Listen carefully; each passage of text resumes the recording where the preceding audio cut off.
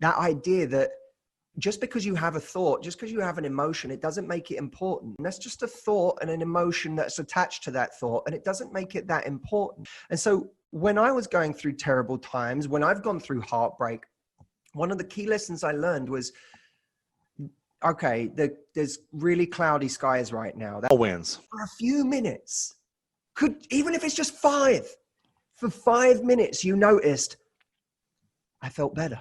It proved that it's possible for me to feel better. I had a reference point for the fact that I could feel better. And then you go, well, if I felt better for 5 minutes, if I even felt better for a minute, let's make more of those. What was happening? How did I do it?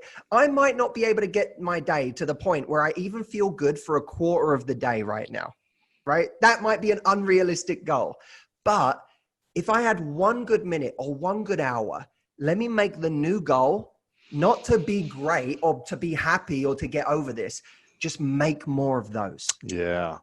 And multiply those moments, multiply those minutes into 5 and 10 and 20 minutes. Which is a manageable task. Suddenly getting over your heartbreak, you need to get over it, dude. Blah, blah, blah. That's not practical advice for someone who's going through hell. But for someone who realizes that just for 5 minutes, the clouds parted and they go, oh my God.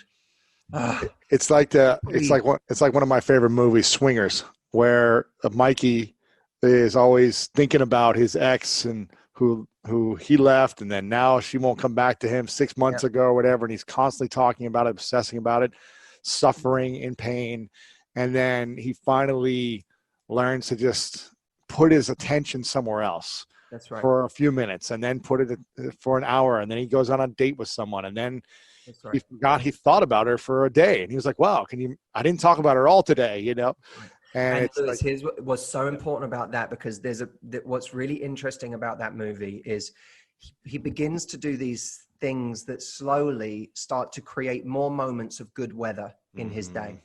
He goes salsa dancing. He does this. He does activities. Yeah. Right.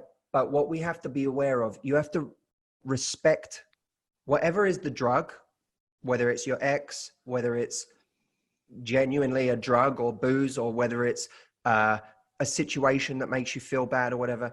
Often when we start to create more good weather, we start to take for granted that the bad weather can't appear now.